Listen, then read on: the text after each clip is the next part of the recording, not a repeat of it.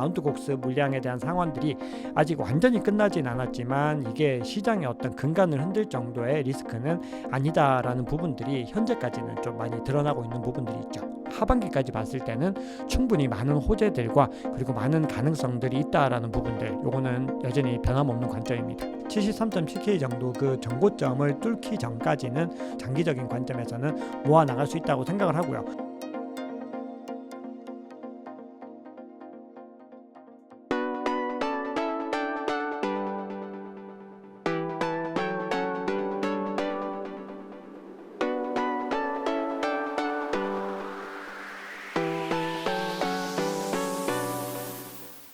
네, 안녕하세요. 성정길입니다. 오늘 박 작가님 모시고 이야기 나눠보도록 하겠습니다. 네, 안녕하세요. 네, 안녕하세요. 네, 반갑습니다. 네. 간단하게 자기소개 좀 부탁드리겠습니다. 네, 성정길 채널 구독자님들 반갑습니다. 2달 전 정도에 뵀었는데 또 이렇게 찾아뵙게 돼서 너무 반갑습니다.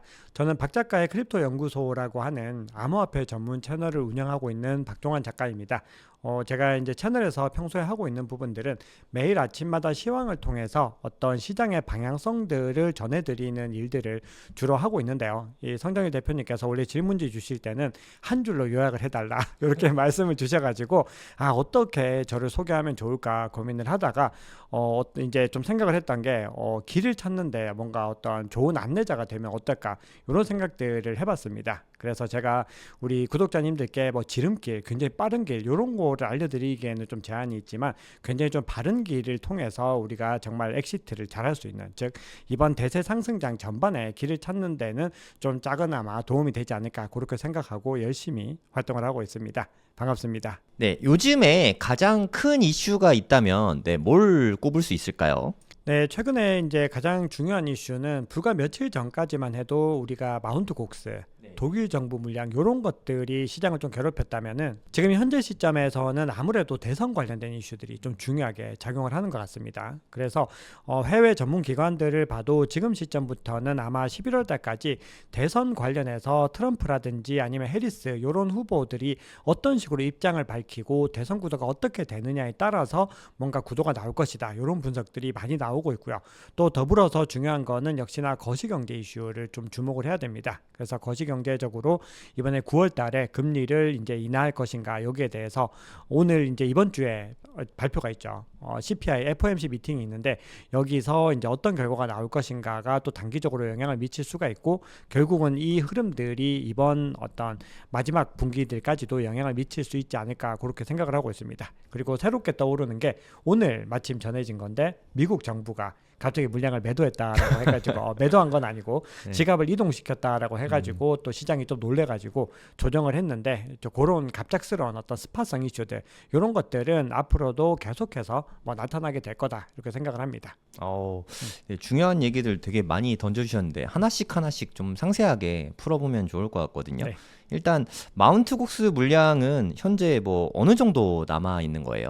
마운트 곡스가 제가 이제 확인한 거는 그럼에도 아직까지 뭐 몇만 개는 남아 있습니다. 아직 남아 있긴 한데 크라켄이라든지 아니면 비트스탬프 같은 거래소에 일괄적으로 다 상환을 했기 때문에 여기서 이제 개별적인 채권자들에게 이제 상환을 하게 되는 거죠.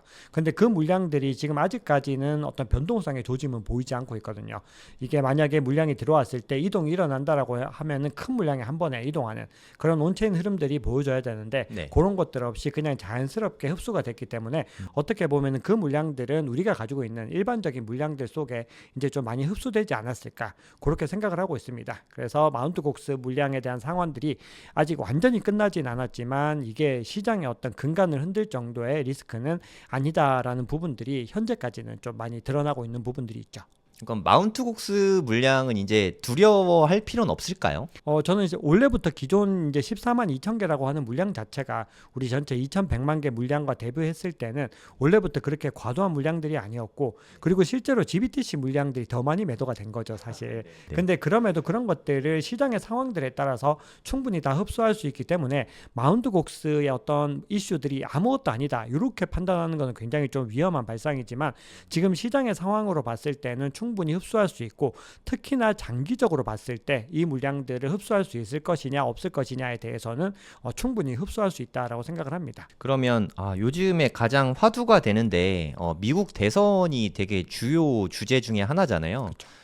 대선이 어떤 영향을 끼치고 있는지 이 부분에 대한 말씀 좀 부탁드리겠습니다. 네, 최근에 이제 일요일이었죠. 우리 트럼프 전 대통령이 비트코인 컨퍼런스 2024에 나가서 굉장히 비트코인에 대해서 우호적인 얘기들을 많이 했습니다.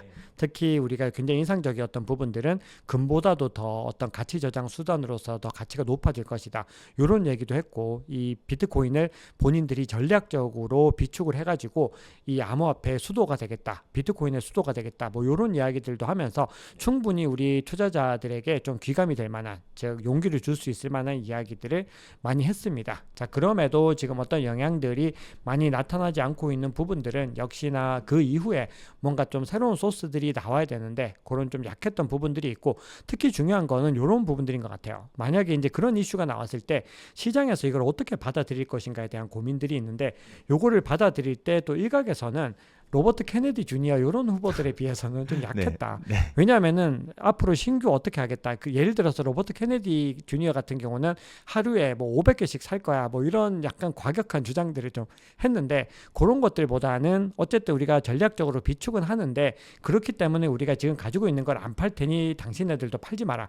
이런 스탠스다 보니까 좀 기대보다는 약하지 않았나. 이런 평가가 있다 보니까 이게 속 시원하게 70K, 72K를 뚫고 가지 못한 것들. 요것들이 어떻게 보면은 지금 가격을 속 시원하게 끌어올리지 못하는 요인이 될 수 있다 생각합니다. 네네. 그래서 결국은 우리가 조금 더 시간을 두고서 이제 봐야 되는 국면들인데, 그럼에도 하반기까지 봤을 때는 충분히 많은 호재들과 그리고 많은 가능성들이 있다라는 부분들, 요거는 여전히 변함없는 관점입니다. 그럼 제가 사실 제일 궁금한 거는 트럼프가 되면 암호화폐 쪽에 뭐 호재인 거는 저도 알겠거든요. 그러면 민주당 후보가 카말라 해리스로 거의 정해진 것 같은데 네. 그럼 만약에 해리스가 당선이 되면 암호화폐에는 어떤 영향을 끼치게 될까요? 기본적으로 지금 카말라 해리스가 바이든 정부처럼 지금 어떤 대선 기간 동안에 비트코인에 대해서 압박하는 움직임을 가져가는 것은 좀 힘들다고 생각합니다. 왜냐하면은 본인도 바이든 행정부에서 그런 것들이 있어가지고 뭔가 암호화폐 투자자들의 표심을 많이 잃었다는 걸 알 수가 있고, 그리고 무엇보다도 지금 어떤 스탠스 자체가 이미 반 암호화폐, 친 암호화폐로 프레임이 좀 많이 갈라져 버린 부분들이 있잖아요. 네. 그러다 보니까 해리스 진영에서도 최근에 이 주요 암호화폐 기업들을 접촉을 했죠.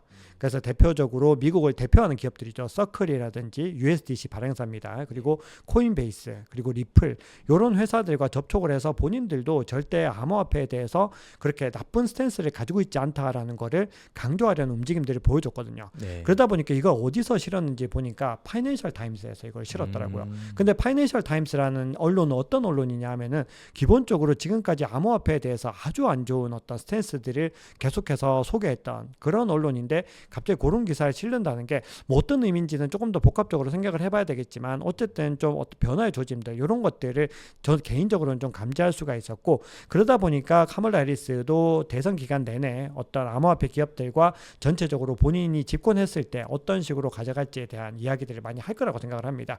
그렇기 때문에 전체적으로 트럼프 전 대통령이 되는 것보다는 좀 부족하겠지만 과거 바이든 행정부 때만큼 뭔가 압박을 가하는 움직임은 아닐 것이다. 이렇게 생각을 하는데, 하나 마음에 걸리는 건 있습니다.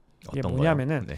트럼프 전 대통령이 비트코인 컨퍼런스에서 했던 얘기 중에서 뭔가 뭐 기립박수를 받은 것까지는 모르겠는데 사람들의 어떤 속을 굉장히 시원하게 해줬던 발언 중에서 게리 겐슬러를 취임하면 바로 날리겠다라고 얘기를 했던 거죠. 그런데 카멀라 해리스가 됐을 때는 그럴 가능성은 없다라는 거죠. 왜냐하면 바이든 행정부에서 임명한 SEC 위원장을 임기가 끝나지 않았는데 날릴 수가 없다는 것이고, 그러면은 게리 겐슬러의 임기가 언제까지냐를 보면은 2026년까지거든요. 그렇기 때문에 굉장히 좀 트럼프 전 대통령에 비해서는 아무래도 비트코인이나 암호화폐가 조금 더 어려움을 겪을 수도 있다라고 생각을 할 수밖에 없습니다. 그러니까 트럼프 연설 보니까 아마 카말라 해리스가 당선이 되면 게리 겐슬러를 재무부 장관으로 임명할 것 같다.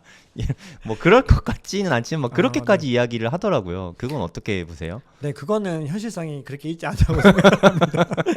네, 네, 지금 어떻게 보면은 정치적인 스탠스들이 네. 어떻게 보면 두 가지를 동시에 가지고 가더라고요. 비트코인 컨퍼런스 연설 들어보니까 전체적으로 본인이 비트코인에서 어떻게 할 수 있는가를 먼저 많이 강조를 하는 것과 더불어서 본인이 아니고 민주당이 됐을 때는 어떻게 될 것이다라는 걸 되게 많이 얘기를 하더라고요. 아, 그래서 민주당이 됐을 때는 암호화폐를 짓밟게 될 것이다라는 얘기들을 많이 하면서 만약에 본인이 당선되면은 그런 세력을 다 걷어내주겠다. 이런 스탠스를 강조하는 걸로 봐서는 뭔가 이거는 정치적으로 뭔가 좀 활용이 되는 그런 부분들이 있는 거죠. 그래서 요거에 대해서는 어떻게 보면은 시장에서 또 분석을 보면은 오히려 이 암호화폐에 좀 악영향을 주고 있다. 이런 분석들도 그러니까 있습니다. 정치적인 발언들이 악영향을 끼치고 있다 오히려. 그렇죠. 네. 그러니까 정치적인 스탠스에 뭔가 비트코인이 깊숙이 이제 들어가면서 그것도 세계 최강대국인 미국의 정치판에 어떤 화두로서 비트코인이 올려지면서 이게 결국은 만약에 이제 집권을 했을 때 장기적으로 좋은 결과들을 가지고 올 가능성들도 충분히 있지만 지금 단기적으로는 너무 그 이슈에 뭔가 매몰되는 그런 움직임들이 있다라는 비판들도 있었습니다. 네.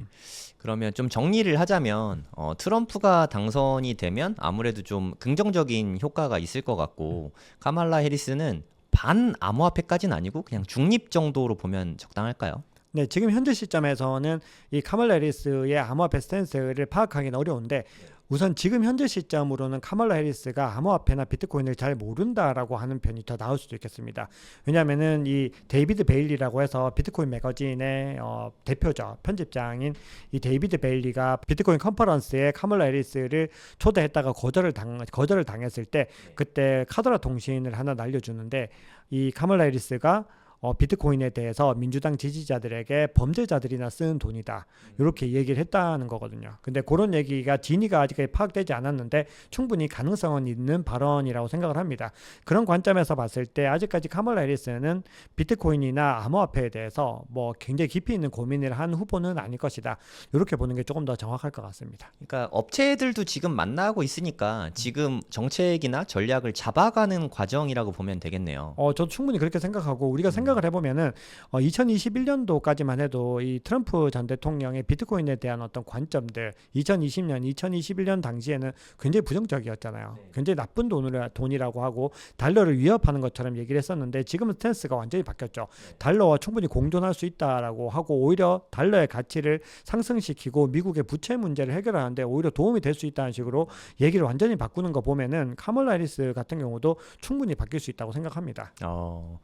그리고 계속 돌아서고 있잖아요. 최근에는 그 블랙락의 레리 핑크도 갑자기 그렇죠. 네, 스탠스가 확 바뀌었잖아요. 네. 레리 핑크의 입장 변화는 어떻게 보시나요? 레리 핑크 같은 경우는 기본적으로 이분이 비트코인에 대해서 어느 정도 어떤 애정을 가지고 있는지까지는 파악하기가 좀 힘든데 이분이 시대의 변화를 굉장히 빠르게 감지하는 분이다. 이런 생각들을 좀 개인적으로 했습니다. 그래서 이 블랙락의 역사를 보면은 미국의 뭐 100년, 150년 된 유수의 전통 금융기관과 대비하면은 굉장히 역사가 짧죠. 어떻게 보면 80년대 뭐 요런 정도쯤에 블랙락이 태동을 했다라고 했을 때 이렇게 길지 않은 기간 동안에 세계 최대 그리고 이제 미국을 대표하는 자산운용사로 발돋움을 했다는 거는 그만큼 시대의 변화에 대해서 굉장히 빠르게 대처를 하고 있다라는 부분으로 보거든요. 네. 그만큼 지금 비트코인 자체가 너무 좋아서라기보다는 우선은 이것이 미래에 굉장히 뛰어난 경쟁력을 가지고 있다라는 거를 감지를 했다라고 생각을 하고 있고 그런 어떤 해안들에 의해서 비트코인을 앞으로 전략적인 본인들의 자산으로 계속해서 가지고 가지 않을까 그렇게 생각을 합니다. CNBC에서 레리 핑크 인터뷰를 하고 5년 전에는 회의론자였지만 나는 비트코인이 가장 뭐 합법적인 디지털 금이라고 생각한다. 이런 발언을 한 다음에 그 다음부터 블랙락 통해 갖고 ETF 자금이 엄청 들어오고 있잖아요. 네.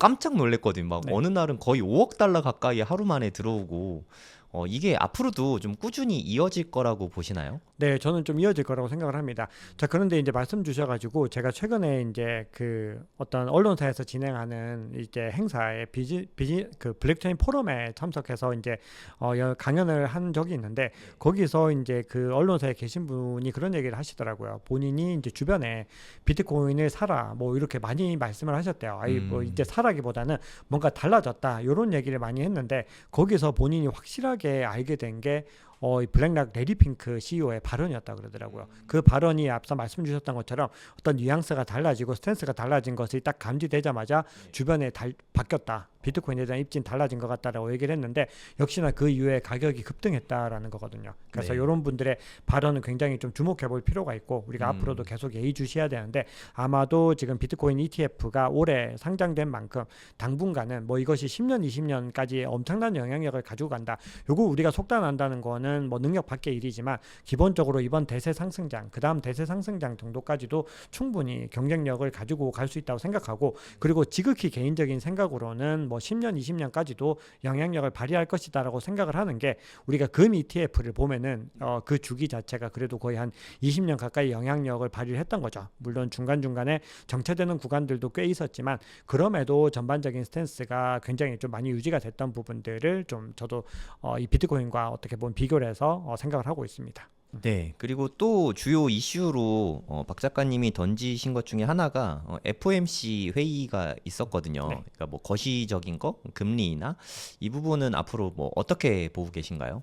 FOMC 미팅에서 이번 이제 9월 달 전망에 대해서 파월 연준 의장이 이제 어떤 발언을 할지에 대한 부분들, 즉 7월 달은 뭐 거의 절대 다수가 거의 100%에 가깝게 동결을 생각을 하고 있는 거고 그 정도 예측이면은 사실상 뭐 확정이 되었다라고 봐야 될 것 같아요. 만약에 그걸 뒤집고 뭐 연준이 금리를 갑작스럽게 인하를 한다라고 하면 자산 시장은 뭐 거의 축제 분위기가 될 텐데 그럴 가능성이 희박하다라는 전제에서 9월 달에 될 가능성이 굉장히 높다라고 생각을 하고 있습니다.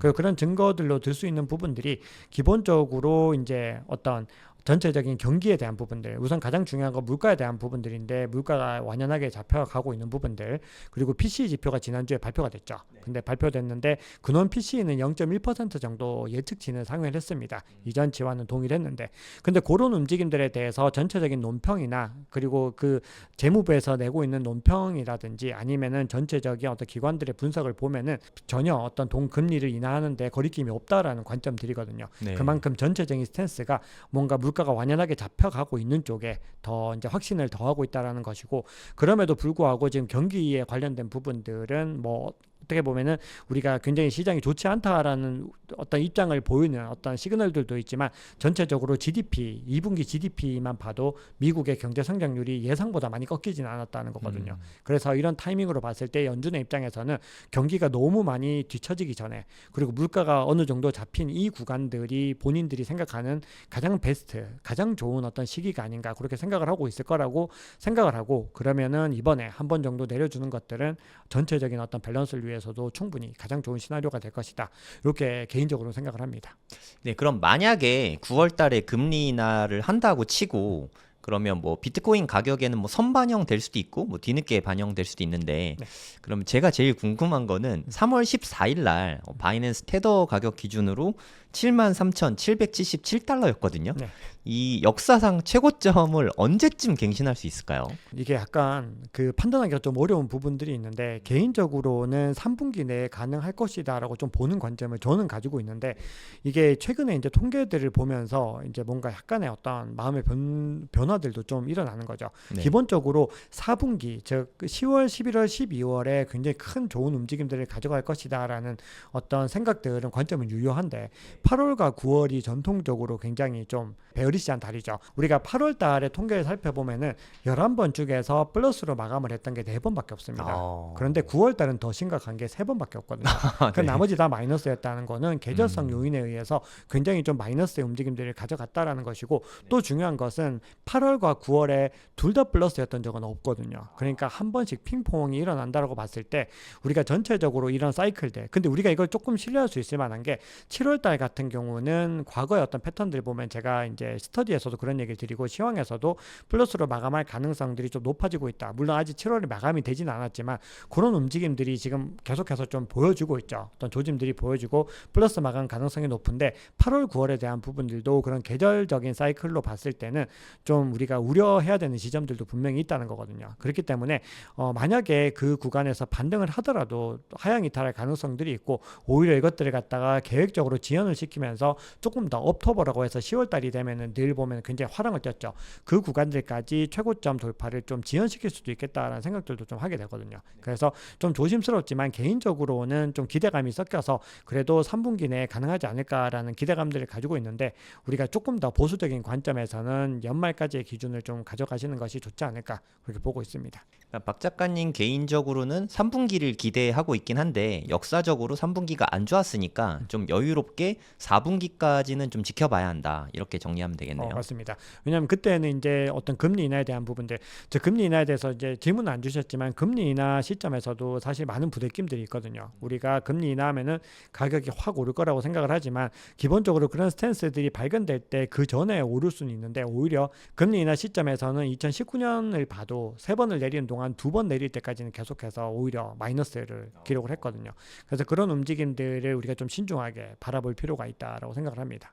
그러니까 금리 인하하면 막 폭등할 것 같지만 생각보다 오히려 그렇지 않다. 이렇게 그렇죠. 보면 되겠네요. 네, 이게 일반적으로 금리 인하라고 하는 거는 불확실성이죠. 우리가 어떤 큰 변화잖아요. 금리를 바꾼다는 거는 경제적으로는 엄청 큰 변화인데, 그런 변화들이 일어났을 때 우리 개인 투자자들은 뭐 그렇게 고민을 안 할 수 있겠지만, 왜냐하면 시드머니 자체가 대부분은 뭐 몇 억대에서 몇 천만 원도 있을 때고, 대부분은 그래도 일정 부분 그렇게 큰 규모가 아닐 수 있는데, 기관들이 운영하는 자금들은 뭐 수백억 단위에서 뭐 그 이상도 넘어가기 때문에 그런 불확실성에 대한 어떤 리스크 해지를 더 철저하게 하게 되는 거죠. 그렇게 봤을 때 기본적으로 금리가 인하하는 시점에서는 전통적으로 안전자산이다라고 하는 그런 자산에 일시적으로 자금이 더 몰리는 현상들이 일어나게 되고, 그렇게 됐을 때 단기적인 부대낌들은 우리가 감안을 해야 된다. 하지만 금리가 인하되면은 장기적으로 비트코인의 호재가 되는 거는 분명히 맞다고 생각을 합니다. 우리가 가장 최근에 금리 인하를 경험했던 게 벌써 코로나 때로더라고요. 맞습니다. 벌써 4년이 넘었잖아요. 맞습니다. 4년 반 됐는데 너무 옛날 일인 것 같아요. 맞습니다. 코로나 때하고 좀 비교해서 금리 인하를 하게 되면 어떤 영향이 있을까? 이 부분을 좀 말씀해 주시면 도움이 좀 될 것 같거든요. 코로나 기점이랑 이제 생각을 했을 때, 이제 요거는 지극히 좀 개인적인 관점이 될 수 있을 것 같습니다.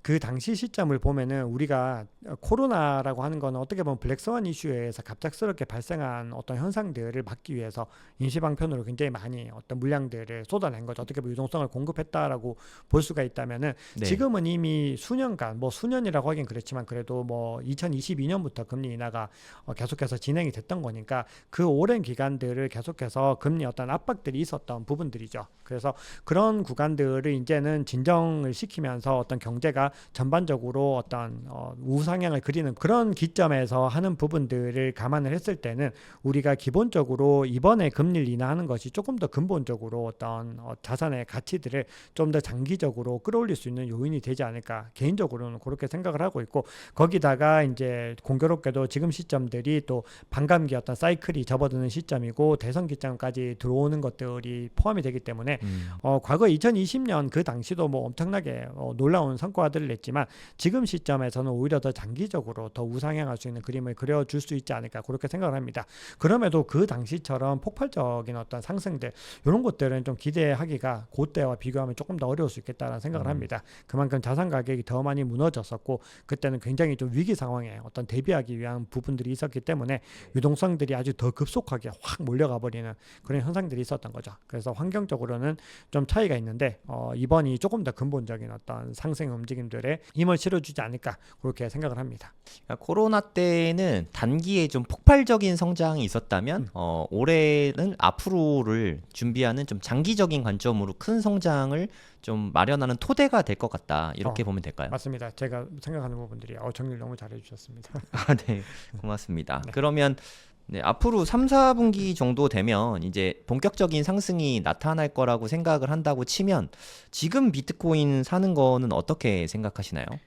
이 비트코인 가격 관련해서 이것도 이제 스터디 얘기를 제가 잠깐 드리게 되는 게, 제가 가격이 굉장히 많이 내려가거나 많이 올라갈 때 주로 제가 긴급 시황이라고 해서 어떻게 이 시장에 대응을 해야 될지를 좀 알려드리고 있어요. 그런데 우리가 기본적으로 이렇게 생각을 해보면 좋을 것 같습니다. 우리가 투자를 할 때는 가장 중요한 게 싸게 사서 비싸게 파는 부분들인 거잖아요. 그렇죠. 그러겠다 보니까 우리가 매집을 할 때는 기본적으로 내가 장기 투자자라는 관점을 가지고 있다면은 바이 더 딥을 하시는 게 되게 중요하다고 생각을 합니다. 그래서 이제 스터디에서 설명을 드렸던 부분들이 58K 갔을 때부터 58K, 56.5K 그리고 53K 정도에서 굉장히 중요하게 담아야 된다라고 강조를 드렸는데 그 이후에 딱 그 정도 구간에서 이제 말아 올리는 모습들을 보였거든요. 그래서 내가 만약에 굉장히 효율적인 투자자라고 했을 때는 지금 시점이 투자를 하기에 바람직하지 않을 수 있습니다. 왜냐하면 이미 바이더리 구간을 지나서 굉장히 많이 올라간 거죠. 근데 만약에 그럼에도 충분히 또 매집을 해도 된다라고 볼 수 있는 또 하나의 이유는 내가 만약에 바이더리 구간에서 유의미하게 물량을 못 모았다. 이런 분들은 언제든지 사야 되는 거잖아요. 그럼 그런 분들은 지금 만약에 내가 물량 자체가 그렇게 충분하지 못하다라는 전제하에서는 지금도 충분히 모아도 되는 자리이고 장기적으로 봤을 때는 충분히 많은 경쟁력이 있는 자리라고 생각을 합니다. 그래서 전고점 우리 73K 넘었었죠. 73.7K 정도 그 전고점을 뚫기 전까지는 충분히 더 장기적인 관점에서는 모아 나갈 수 있다고 생각을 하고요. 그리고 만약에 그 구간을 뚫고 올라가더라도 충분히 DCA 전략을 통해서는 모아 나가도 된다라고 생각을 합니다. 대신에 DCA를 할 때는 지금 한번 사는 게 아니라 계속 사야 되는 거죠. 그래야지 평균 단가가 내려가는 것이기 때문에 꾸준히 모아 나가는 전략들을 가져가야 됩니다. 그래서 좀 정리를 드리자면 가장 내가 효율적인 투자자다. 정말 효율적인 전략을 가져가신다고 하신 분은 지금은 투자의 구간이 아닐 수 있습니다. 왜냐하면 바이더리 구간이 이미 지났다.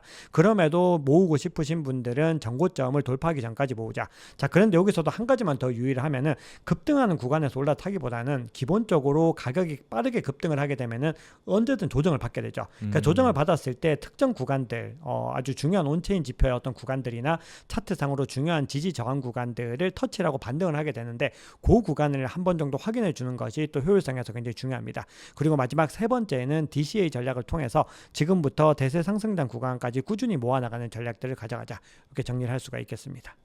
너무 좋은 말씀 많이 해주셨는데요. 감사합니다. 지금 가격이 좀 상승하고 있으니까 지금 몰빵을 하기보다는 분할해서 매수를 하던가 아니면은 상승하고 있다가 눌림목이라고 하나요? 조정장이 올 때. 눌림목이라고. 네, 조정장이 왔을 때 그럴 때를 노려서 매수를 하자. 이렇게 보시면 될 것 같습니다. 네, 부자가 되려면 이 세 가지가 다 중요한데 결국에는 공부로 귀결된다고 생각합니다. 비트코인이 대체 어떤 쓸모가 있는지, 비트코인이 진짜 돈은 되는지, 그리고 투자의 기본 원리부터 시작해서 알트코인은 어떤 방법으로 고르고 어떤 방법으로 투자를 해야 되는지 이런 부분도 당연히 알려드리고요.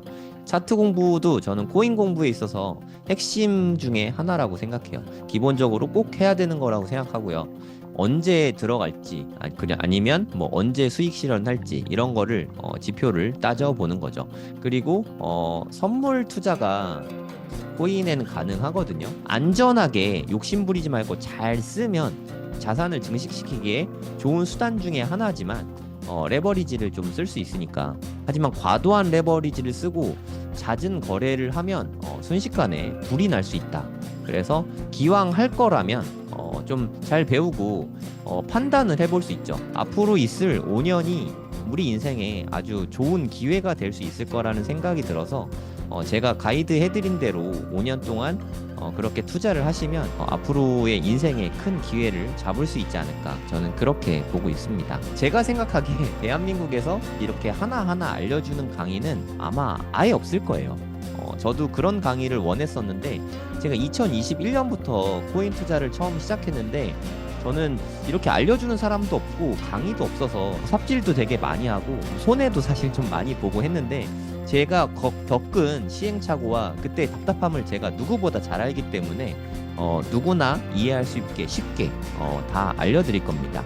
처음부터 기초부터 차근차근 공부하실 분은 코인생기초 10기에서 함께 공부하시면 좋을 것 같습니다.